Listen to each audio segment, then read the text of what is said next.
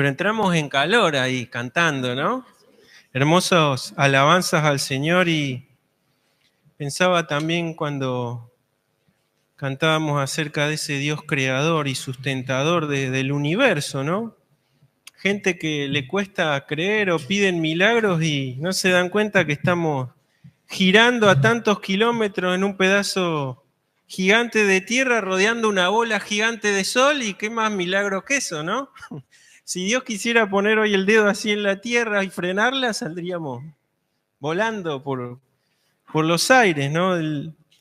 Es impresionante y es inconcebible pensar que esto es algo aleatorio o algo que se produce por azar, ¿no? Hay un Dios que con el poder de su palabra sustenta todas las cosas, y aún nuestro hálito. Respiramos, estamos vivos, nos miramos, caminamos, ¿por qué? Por designios de Él. Porque no dijo hasta acá. El día que diga hasta acá, será hasta que Él diga, ¿no? Y agradecemos también el tiempo que Él nos da de poder estar juntos en su presencia. Él está aquí, Él lo prometió, y esto no queda acá, ¿no? No queda solo en un recinto. Él está presente y escucha y mira nuestro corazón. Abrimos la palabra de Dios, continuamos viendo esta hermosa carta primera carta a los tesalonicenses, y en 5, 4, 3, 2, 1 aparece un mapa y... Sí, muy bien. Grande, Luciana. Ya los tengo acostumbrados a ese mapa, ¿no? Más o menos, dice. ¿Qué viaje era ese?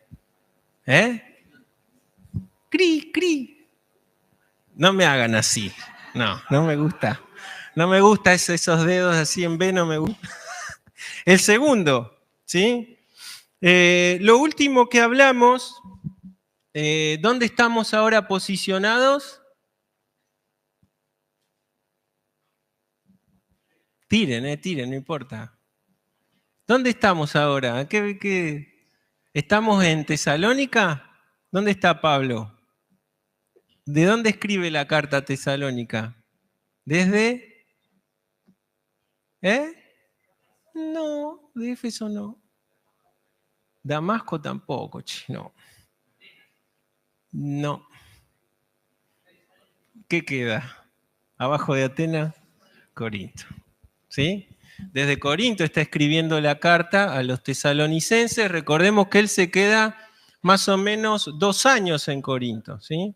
Y desde ahí escribe las 2 cartas a los tesalonicenses. Vamos a retomar la lectura entonces. Nos habíamos quedado a fines del capítulo 2 de Primera Tesalonicenses. Lo leo rápidamente. 2:17, arrancamos la lectura. Dice: pero nosotros, hermanos, separados de vosotros por un poco de tiempo, de vista, pero no de corazón, tanto más procuramos con mucho deseo ver vuestro rostro, por lo cual quisimos ir a vosotros, yo, Pablo, ciertamente una y otra vez, pero Satanás nos estorbó. Porque ¿cuál es nuestra esperanza o gozo o corona de que me gloríe? ¿No lo sois vosotros delante de nuestro Señor Jesucristo en su venida? Vosotros sois nuestra gloria y gozo. Por lo cual, no pudiendo soportarlo más, acordamos quedarnos solos en Atenas y enviamos a Timoteo, nuestro hermano, servidor de Dios y colaborador nuestro en el Evangelio de Cristo, para confirmaros y exhortaros respecto a vuestra fe, a fin de que nadie se inquiete por estas tribulaciones, porque vosotros mismos sabéis que para esto estamos puestos. Porque también, estando con vosotros, os predecíamos que íbamos a pasar tribulaciones, como ha acontecido y sabéis. Por lo cual también yo, no pudiendo soportar más, envié para informarme de vuestra fe, no sea que os hubiese tentado el tentador y que nuestro trabajo resultase en vano. Hasta acá nomás la lectura. Yo creo que no voy a poder avanzar más que esto. Nos quedamos la última parte hablando un poquito acerca del enemigo, ¿sí? Dijimos que es el enemigo de la iglesia y que en esta ocasión Pablo había querido volver a ver cómo estaban esos hermanos. ¿Se acuerdan que él se había ido abruptamente de allí por la persecución? Pero su corazón estaba inquieto. Había ansiedad en él porque estos hermanitos recién convertidos ya estaban sufriendo ¿qué? Tribulación, ¿sí? De parte de incluso los mismos judíos que estaban allí en Tesalónica, que no eran nada amigables estos judíos. Recuerden que se habían viajado hasta Berea, cuando Pablo estaba en Berea, se enteraron que estaba en Berea, viajaron, se tomaron su tiempo, viajaron, alborotaron para que Pablo se vaya, ¿sí? Entonces Pablo queda con esta carga en su corazón, quiere ir. No sabemos qué hizo el enemigo, pero impidió que Pablo fuera, ¿sí? Una dice y otra vez, quise ir, ¿y quién estorbó? Satanás. Decíamos también la clase pasada que Satanás no va a prevalecer sobre la iglesia de Cristo. Y no era por nuestros méritos, sino por quién. ¿Quién es el vencedor? ¿Y en quién estamos nosotros? En Cristo, ¿está? Es decir, no va a prevalecer contra la iglesia universal de Cristo, pero cuidado, sí puede hacer estragos con iglesias locales. Y a lo largo de la historia del cristianismo hemos visto esto. Iglesias que eran innumerables de gente, hoy son museos o son boliches bailables. ¿Eso qué es? Obra del enemigo, ¿sí? A nivel local, Satanás puede hacer estragos, siempre y cuando obviamente haya dentro de esos lugares personas que no se aferren a Cristo, que quieran hacer sus propias voluntades y entonces al no estar sustentados, el testimonio puede sí apagarse. Y habíamos hablado hace un tiempito también del mensaje a 7 iglesias, ¿se acuerdan de Asia Menor? ¿Qué pasó con esas 7 iglesias? Con el tiempo desaparecieron. Y ustedes podrán decir, sí, pero pasaron muchas cosas históricas en el medio. Sí, es posible que sí. Muchas de ellas, que incluso guerras, fueron propiciadas también por el enemigo, ¿sí? Satanás tiene muchas formas de actuar, lo hace siempre para hurtar. ¿El fin cuál es? Hurtar y destruir. A los suyos, posiblemente sí, pero ¿saben a quién se encarga más? A los que no son de él, a los que no tienen ya en su mano, a los de Cristo, a la iglesia. Y esto es importante también conocerlo. Satanás no puede destruir la iglesia de Cristo, pero sí a nivel local él puede generar que pueda un testimonio apagarse la luz, ¿sí? Por eso Pablo dice, no ignoramos sus maquinaciones. Y por eso hay que estar siempre firmes. El Señor Jesús le dijo a sus discípulos, velad y orad, para que no entréis en tentación. Esto habla de siempre en la milicia, que se habla, ¿no? En una batalla, los soldados que más resisten son los que están más atentos, los más despiertos, no los que están dormitando por ahí.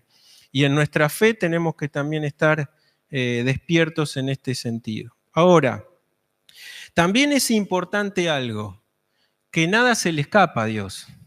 ¿Ustedes creen que el enemigo impidió a Pablo ir porque él deseaba ir y Dios estaba ajeno a eso? Si Dios no permitía que el enemigo obstruya a Pablo, hoy no estaríamos estudiando la carta de Primera Tesalonicenses, que ha sido de tanta bendición a lo largo de siglos del cristianismo. Si Pablo no hubiese estado preso en esa prisión en Roma, no tendríamos gran parte del Nuevo Testamento con nosotros a lo largo de siglos de tiempos cristianos. Nada se le escapa a Dios. A veces desesperamos en tiempos difíciles, ¿no? Y nos preguntamos por qué. Porque a veces nos han metido en la cabeza que cuando llegás a Cristo todo te va a ir bien. Si analizamos la vida de Pablo, vemos un hombre que no siempre le fue todo bien. Y muchas veces sufrió penalidades, persecuciones, hostigamientos físicos, Pero él sabía a quién servía. No servía a hombres, servía a Cristo. Y por eso el ministerio de Pablo generó trascendencia incluso después de que él murió. No fue en vano lo que él hizo, ni siquiera lo que él escribió. Siempre él decía, no trabajó más que todos, pero no fue él. ¿Quién fue? La gracia de Dios por medio de él. Por eso es importante que sepamos, si el enemigo puede obstaculizar, puede generar escollos, puede a veces traernos amarguras, tristeza, pero Dios no está ajeno a eso, siempre Dios está. Si lo está permitiendo, hermano, en tu vida, que veas que es el enemigo, no que son pruebas, que es el enemigo que está obstruyéndote, agárrate del Señor porque puede haber fruto de eso. Y en este caso nosotros estamos estudiando esta carta, ¿por qué? Porque el enemigo generó obstrucción en Pablo y él entonces tuvo que escribir. Y hoy estamos leyendo esta carta. Ahora dice más adelante el verso 19. Dice, ¿cuál es nuestra esperanza, gozo, corona de que me gloríe? Son ustedes, le está diciendo. Ustedes son. Dice el 20, ustedes son nuestra gloria y gozo. No hay mayor gozo que pueda existir que ver el fruto del trabajo de la obra de Dios. Yo me acuerdo que hace muchos años atrás, cuando recién me subía, alguien se animó a decirme, che, ¿por qué no preparas algo, ¿no? Y te subí en la iglesia al frente. Y imagínense que me temblaban las piernas, ¿no? Como muchos jovencitos acá que les ha tocado estar y la primera vez, ¿cómo es, Santi? Papacito, ¿no? Complicado. Y me acuerdo, bueno, después de terminar, que si me preguntan hoy de qué fue, no sé, porque bajé, calculo y no me acordaba ni lo que había dicho. Cuando llego a casa, mi viejo, que no era de muchas palabras, me decía, estuviste bien. Y dice, pero no te diste cuenta que lo hiciste llorar a Sebastián, me dice. Digo yo, ¿qué me mandé? ¿Qué moco me dije desde el púlpito? No, dice, se emocionó porque te conoce desde que tenías tus pañales grandes y hoy te tocó abrir la palabra, ¿no? Y es lo que Pablo expresa acá, es el fruto del trabajo en la obra. Y tiene que ser gozo también en nosotros esto, hermano. Somos familia de Dios y ver crecer a los niños. No hay más gozo en los padres, ¿no? Ver a sus hijos que están en Cristo y que están sirviendo. Creo que eso, para los que tenemos pequeños que estamos todavía en formación, creo que ver a los hijos servir a Cristo en los caminos debe ser como que ya está, ¿no, Señor? Ya llévame cuando quieras, ¿no? Pero también en la familia de la fe, nosotros sabemos que hay, a ver, yo soy fruto de ser hijo espiritual de un montón de hermanos, desde hermanos y hermanas que estuvieron en una escuelita bíblica hasta todos los hermanos que me han instruido. Y fue la gracia de Dios conmigo, pero a través de hermanos que me estuvieron formando. Y así con cada uno de nosotros, ¿no? Y tiene que haber gozo en nosotros cuando vemos crecimiento en la iglesia, de niños y niñas que van creciendo, van sirviendo al Señor y los vemos cómo crecen, cómo sirven al Señor y van creciendo y después forman sus familias, ¿no? Y tienen sus hijos y siguen sirviendo al Señor. Eso también tiene que ser fruto de nuestro gozo por la obra que el Señor nos ha permitido realizar.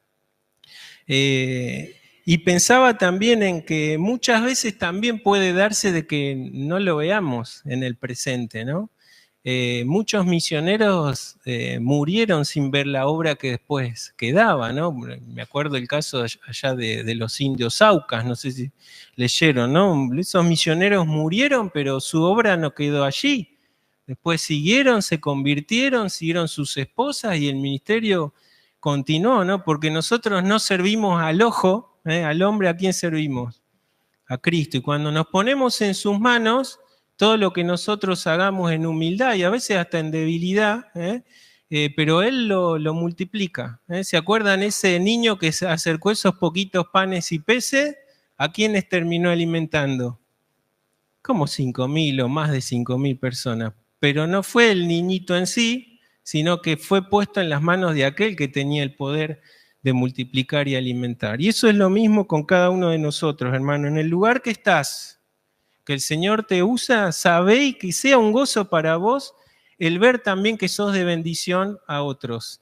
En un montón de cosas, desde el acompañar a alguien, hacer un trámite al médico, a predicarle la palabra, a discipular, donde el Señor te puso que pueda ser un gozo servir a Cristo y ver también, gozate de ver a aquellos hermanitos que un día ministraste que hoy están sirviendo y haciendo todo para la obra también del Señor. Era el motivo de gozo de Pablo. Fíjense, les dice, ustedes son ¿qué? Nuestra gloria y nuestro gozo, ¿no? Y él lo tenía como una corona de gracia que iba a presentar cuando Cristo vuelva. El Señor dice, a veces nos preocupamos por hacer demasiado, muchas cosas, en lo poco has sido fiel, en lo mucho te pondré. Sirvamos al Señor en donde Él nos puso.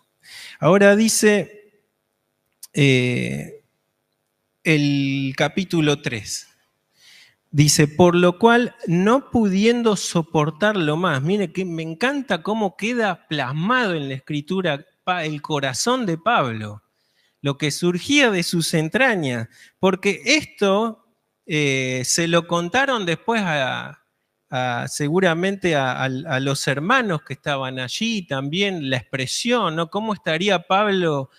¿Cómo lo verían? Quizá caminaba de un lado para el otro, oraba más tiempo que el que solía orar, ¿no? Uno se imagina a este hermano que plasma estas palabras aquí y dice, acordamos quedarnos solos en Atenas y enviamos ¿a quién?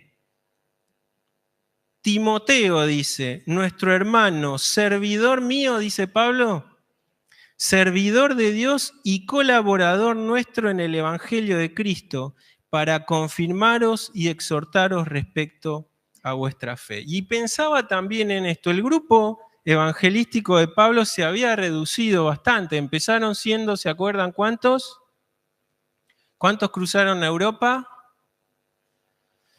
Muy bien, 4. ¿Quiénes eran?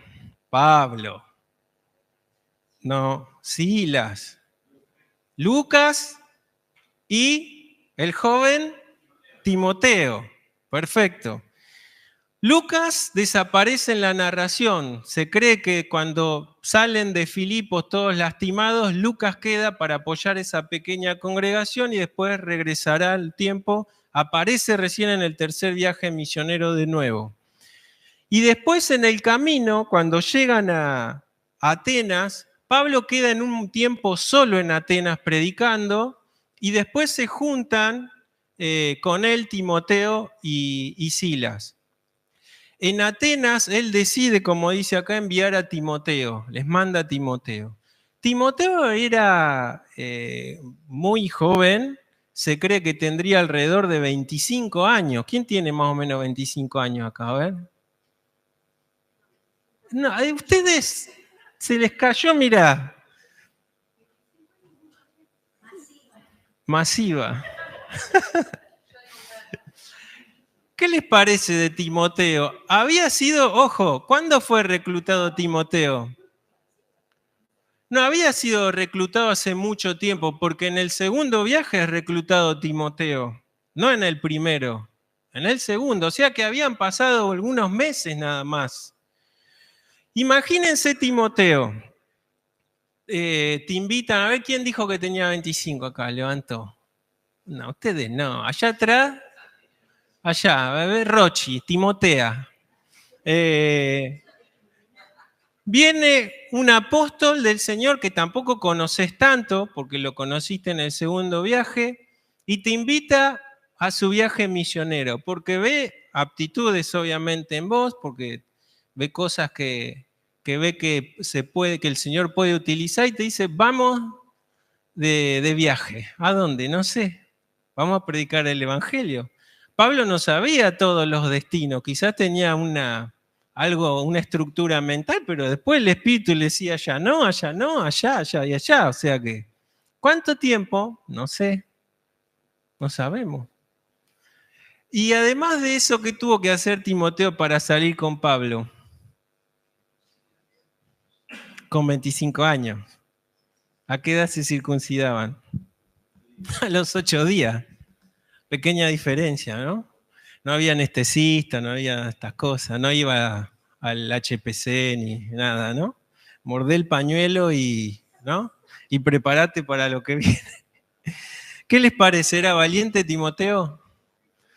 Era valiente. Era un joven valiente y tenía convicción, ¿no? Tenía convicción porque salió justamente, ustedes pueden decir, bueno, pero era Pablo, sí, pero Timoteo no tenía la total comprensión de quién era Pablo, ni tampoco los peligros que iba a afrontar. Sin embargo, salió, ¿no? Sin duda también el Señor obró en su corazón para decir, tengo una tarea para vos junto a Pablo, ¿no? Y Pablo nunca habla de Timoteo como su siervo, su esclavo, siempre es su colaborador y es su hijo, su amado hijo en la fe. Esto es importantísimo. Así que más o menos entre 25 años, un poquito más tal vez, tendría Timoteo. Pasa por todo lo que pasó por Europa, ¿se acuerdan? Aunque él no vivenció ahí daños físicos, fue Pablo y Silas solamente los que estuvieron, él habrá estado así, de pasar por lo mismo y con toda esa preocupación de que aquel que me reclutó ahora está preso. ¿Qué va a hacer de mí, no? ¿Cuántas cosas pasarían también por este jovencito? Yo dejé mi mamá, mi abu, dejé el guisito de la abu, dejé mis proyectos de vida y ahora qué pasa, ¿no?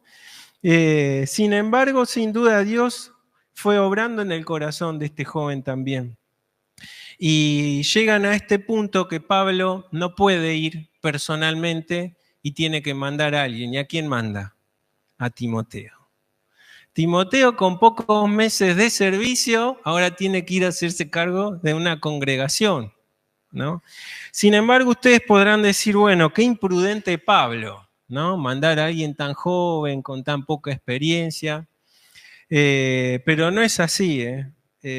No pasó lo mismo que había pasado con Juan Marcos, ¿se acuerdan? ¿Qué pasó con Juan Marcos en el primer viaje?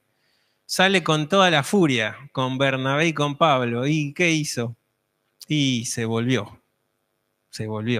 No sabemos la causa, pero no quiso seguir. Sin embargo, Timoteo afrontó todo lo que afrontó, siguió adelante y ahora es encomendado a una misión muy importante, porque no iba de vacaciones, no iba a una ciudad turística a pasarla bien, a tener un congreso con los hermanos. Iba a hacerse cargo de una congregación que estaba pasando persecución y tribulación, siendo joven como era. ¿Cuáles eran algunos de los atributos de este jovencito que, si bien es joven, tiene que ser un atributo de cada hijo de Dios también en la obra, ¿no? Bueno, hablamos de su valentía y de su convicción a la hora de seguir a Cristo, ¿eh? A pesar de tener sin duda incertidumbres, él que dijo, confío en Dios y sigo adelante.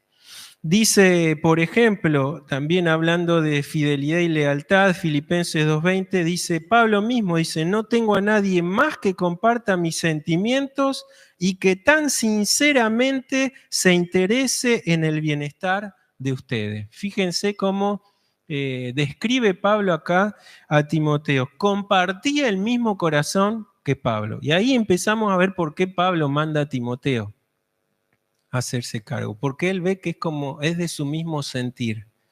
Tiene la misma carga que él tenía por esos hermanos. No iba a mandar a cualquiera a una tarea así. Dice, sinceramente se interesa en el bienestar, es decir, había dedicación.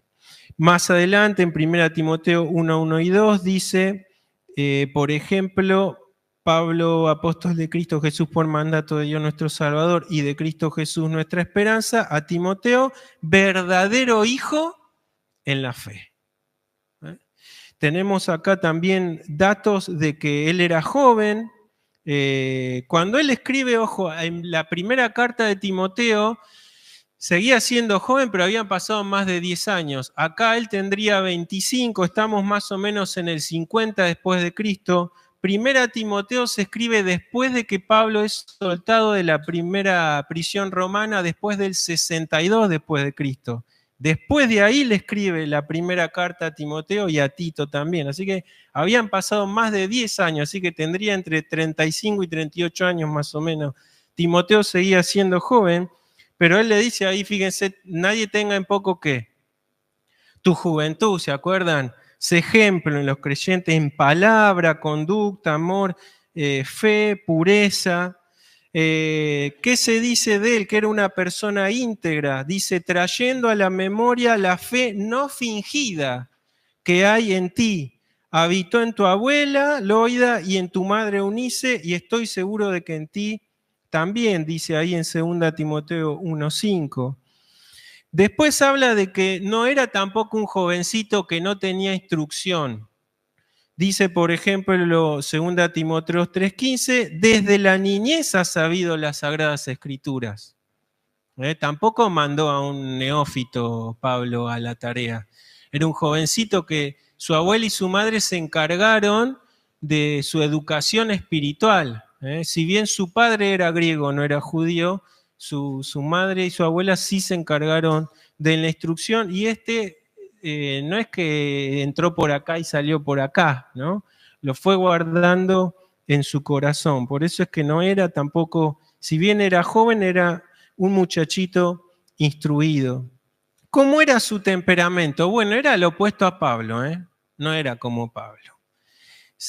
Por todo lo que uno lee acerca de las características de Timoteo, no era una persona temperamental, no era como Pedro, Pablo que iban al frente, no, era una persona más bien tranquila, apocada, hasta incluso tímida posiblemente. Él, por ejemplo, le dice, te ruego que avives el don del fuego que está en ti, y siempre le está dando instrucciones de que vaya adelante. En algún momento les dice, les mando a Timoteo, recíbanlo bien, trátenlo bien, es decir, lo está cuidando siempre, ¿no?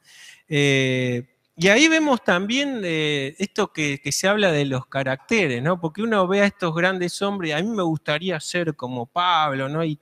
Pero el Señor nos utiliza como nos creó.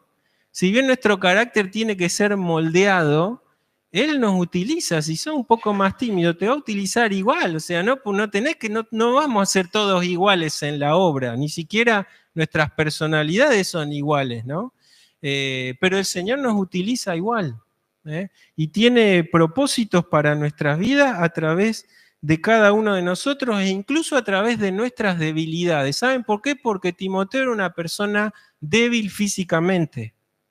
Por ejemplo, le dice en 1 Timoteo 5:23, no bebas agua solamente, le dice, sino usa un poco de vino por causa de tu estómago y de tus frecuentes enfermedades. Es decir, a una persona que quizás su sistema inmune era un poco más endeble que el de los demás.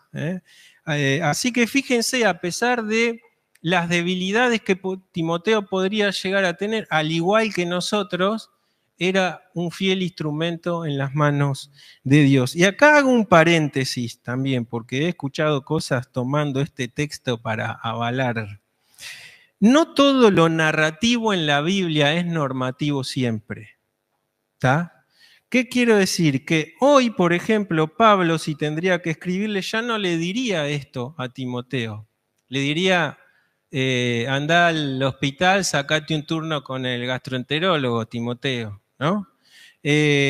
Ustedes piensen que para la época el agua no era como la nuestra, que abrís el grifito y sale y la podés tomar y no pasa nada. Las aguas muchas veces eran servidas, estaban contaminadas, y para personas que por ahí eran un poco más débiles, eso iba a traer enfermedades, problemas gastroentéricos.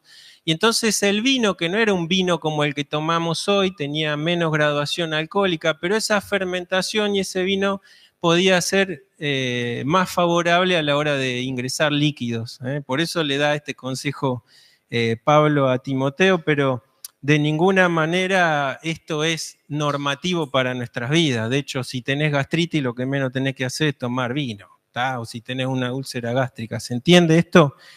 Hago un paréntesis, pero lo explico porque a lo largo de la palabra de Dios vamos a ver cosas así, hermanos. No todo lo narrativo es normativo. Muchas veces se dice, es bíblico. Te justifican cosas como, es bíblico. Sí, porque está narrado en la Biblia, pero no significa que sea un mandato para nosotros, ¿sí? Lo que nosotros tenemos que ver es atrás de ese verso, cuál es el principio de Dios. ¿Cuál creen ustedes que es el principio de este consejo de Pablo a Timoteo? ¿Eh? El cuidado del cuerpo.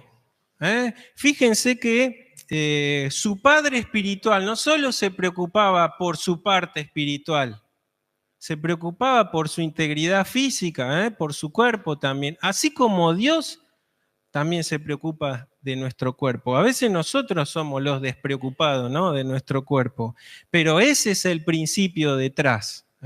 Velar no solo por la salud espiritual, sino también la parte física. Hermanos, si no tenemos salud no podemos salir a predicar a ningún lado, ni más que estar en una cama. Sí, podremos orar, pero le vamos a plantear más nuestro problema y nuestros dolores, ¿no?, que otra cosa. Entonces es importante también sacar siempre los principios de Dios a través de la palabra.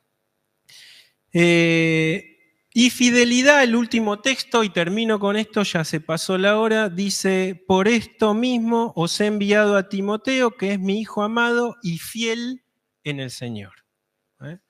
Y es importante siempre en la obra de Cristo la fidelidad. Juan habla mucho de esto, ¿no?, de la permanencia, de permanecer como rasgo de todo hijo de Dios. Ante las dificultades hay muchos que desertan, abandonan.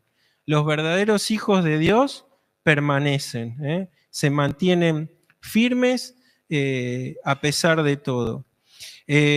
Timoteo a lo largo de su vida también en un momento lo meten preso, no sabemos bien en qué circunstancia, algunos creen que fue en Éfeso, ahí en Hebreos 13:23, después si lo quieren fijar, habla de que había sido liberado ya de la prisión Timoteo, así que también experimentó penalidades, y por la patrística sabemos que al final de su vida muere apedreado en Éfeso por ponerse en contra de festividades paganas. Algunos hablan de que esto pasó en el mismo reinado del emperador Domiciano, que fue el que mandó a Juan, ¿se acuerdan?, a la isla de Pasmos. Así que vemos también, si bien esto obviamente es extrabíblico, puede ser tranquilamente verdad por cómo vemos que Timoteo fue a lo largo de su vida, ¿no? También fue un hijo espiritual y después pasó a ser un padre espiritual de la congregación a donde terminó sus días y terminó glorificando a aquel Dios que lo sacó de las manos de su madre y de su abuela para una obra y para llevar también mucho fruto a los hermanos a los que sin duda él también ministró. Y bueno, que esto también pueda ser un estímulo también para nosotros, ¿no? Muchas veces está esto de que soy muy joven todavía, ¿no? Esperá un poco más, ¿no? Déjame vivir. Y tantas cosas, sobre todo hoy que todo se está como atrasando, ¿vieron? Antes eras responsable ya con 18 años, ¿viste? Era una cosa que laburás o lo que sea, nuestros padres o abuelos vemos cómo fueron desacrificados y hoy todo se ha corrido más, ¿no? Es como que hoy te vas de la casa de tus padres a los 30 años, ¿viste? Una cosa así, los tenés que echar a los pibes.